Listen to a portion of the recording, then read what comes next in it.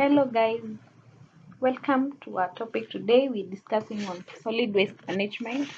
My name is Janet Owor. So what is the learning outcomes from our topic? So the first we'll have to define solid waste. We also have to define the term solid waste management and identify the different types of waste.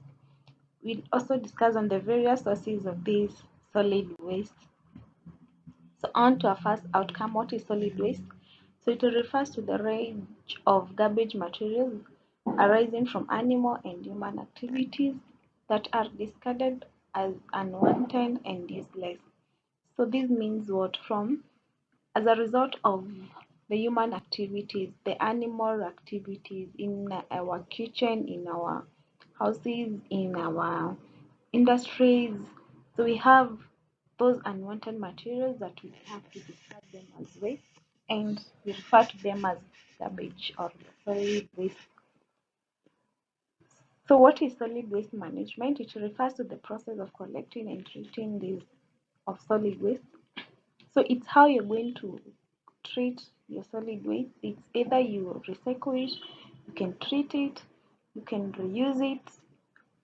So that is basically what we call the solid waste management. The various types of solid waste, and the first is the organic waste. Organic waste, these results from the kitchen waste, the waste from food preparation. We have the vegetables. So the unwanted vegetables, we just discard them as the organic waste. So they are mainly biodegradable. We also have another type of solid waste, the combustibles. So just as the term means, that is combustible, that something can be easily burnt. So they have a low moisture content and therefore they are discarded by subjecting them to these. Okay, you discard them by combusting or by you light the fire, you burn them. Actually, the word is burning. An example is the paper. We have the wood, the dried leaves, among others. We have non-combustibles. So these ones, they can't be easily burnt to get the ash. So example is the metals. We have the tins, the glass bottles, stones.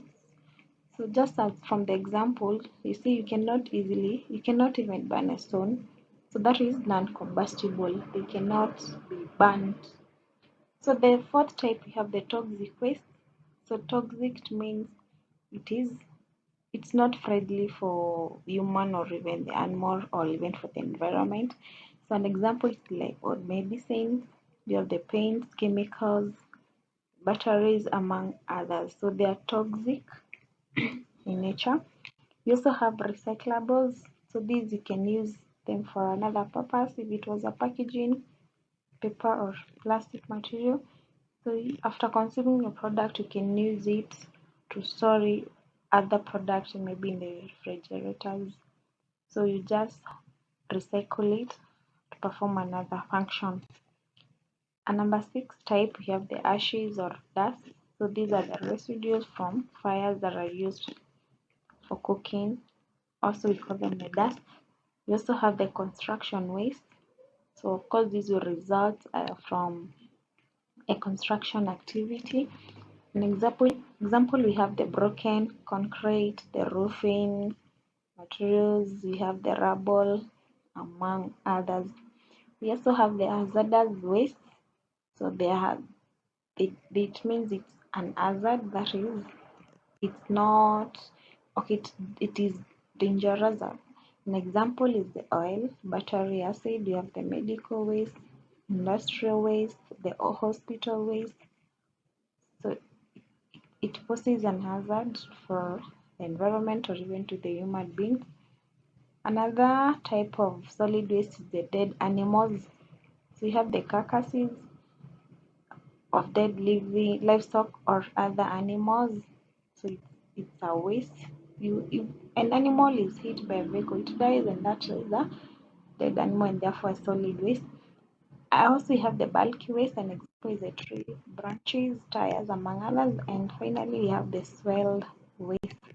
The sources of these waste can be residential, from industrial, institutional, commercial, or construction activity. Thank you.